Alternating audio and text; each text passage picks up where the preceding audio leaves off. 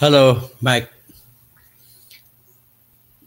Magandang umaga po sa inyong lahat, no? Alas 12:17. Ah, sa ngayon, ako ay mayroong Manong Ray-Ban Channel. Magandang umaga.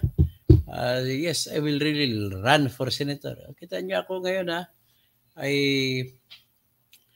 ano naman ako ngayon, pang tapos na ako sa 29 days ko na fasting. So, I'm entering mamaya. Ngayon, magsimula na ako ng 30 days na fasting. Tubig lang, no? Pero ang liquid ko, kung ang aking alternate, kundi tsaa, ay Coke Zero. Yun ang aking ginagawa para hindi ako mawala ng lakas ng loob. So sa ngayon ang aking sugar ay nasa level, no? Kung titingnan ko,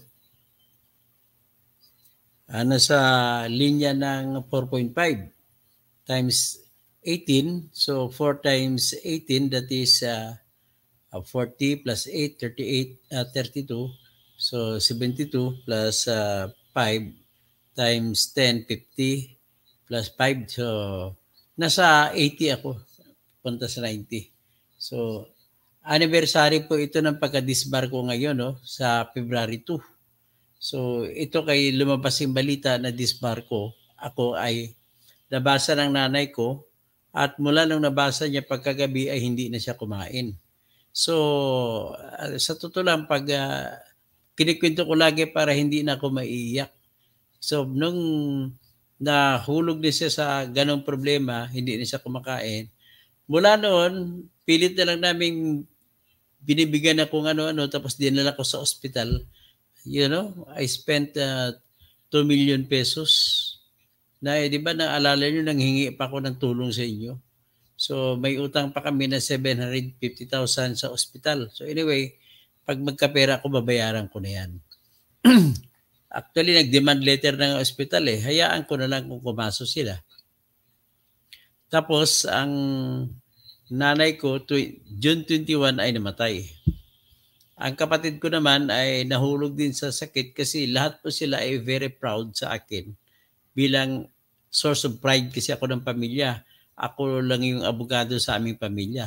So, they were so proud of me kasi marami po akong, hindi naman sa pagyayabang o pag-angat ng sarili kong bangko, marami po kasi akong kasong pinanalunan. At yung mga kasong napanalunan ko po ay yung mga tinatawag na mga impressive cases. Pwede mo sabihin high-profile cases. Kaya nagiging medyo kilala ako sa bayan namin, kahit dito sa Metro Manila. Alam mo, yung pinakamalaking unang kaso na napanalunan ko, alam niyo ba kung ano? Ay yung tinalo ko yung Government Service Insurance System, GSIS. Ang dami nilang abogado. Tapos ako, kasama ko, mga 3 lang kami, no? So si Attorney Mike Milla, tapos na abogado siya ni Benny Anteporda, tapos si Attorney Ronald Renta, kasama ko, tapos 4 pala, no, pati si Attorney Cirilo Sabare. So ngayon, itong mga binabanggit ko mga abogado ay take 1 lang ito sa bar exam. So ngayon, hindi naman sa pagmamayabang, ako yung tactician.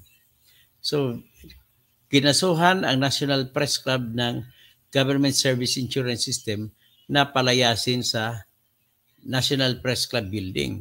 Kasi po yung titulo na kung saan nakapatong yung building ng National Press Club ay nakapangalan sa GSIS.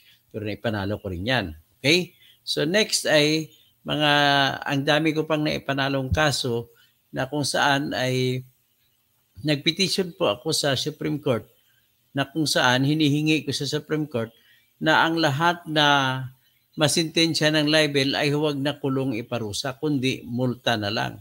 So that is the biggest so far as an achievement by any person for the cause of press freedom. Now, talking of press freedom, kanina nandito yung UN Rapporteur for Press Freedom na si Irene Khan, at sinasabi niya kulang pa raw yung effort ng Philippine government kasi ang gusto niya tanggalin na yung criminal case na libel at magiging civil case na lang libel. So yan ang United Nations Rapporteur for Press Freedom. So ngayon, nais ko lang banggitin, in fairness naman, kahit ayaw ko kay Jinggoy, si Jinggoy nagsampa ng panukalang batas pero hindi naman gumagalaw. Pati si Loren Lorenzenta nagsampa rin ng panukalang batas, natanggalin na ang kulong sa libel. So I'm thanking them for thinking that. But kung ako tanungin nyo, paano lang yun? Pakitang tao. Kasi bakit hanggang hindi naman gumagalaw ang inyong bili? Sinong hindi interesado? Kayo? Ibig sabihin, kung kayo na nagsampa ng panukala at hindi gumagalaw ang panukala, ibig sabihin, hindi nyo pinaglalaban. Kumbaga, yan lamang ay parang panakip butas sa inyong pagkatao na kunwari para sabihin ng tao, kayo ay para sa tinatawag na malayang pamamahayag o malayang malaya sa paglilimbag, malaya sa pagsasalita.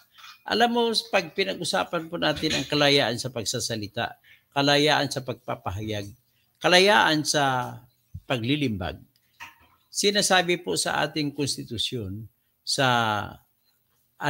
Section 4, Article 3, sa English, no law shall be passed abridging the freedom of expression, of speech, and of the press. Sa Tagalog pa, walang batas. Sabi, ang utos ng ating pinakamataas na batas na konstitusyon, nag-utos na walang batas na maaaring maipasa para kitilin o supilin ang kalayaan sa pagpapahayag, kalayaan sa pagsasalita, at kalayaan sa paglilimbag. So, ganun po yung nakalagay dyan. So, ibig sabihin, kung ako naman tanungin mo, magkapareha kami ng isip ni Justice Marific Leonin na unconstitutional po yung criminal law on libel. Kasama na rin dyan sa unconstitutionality ang Republic Act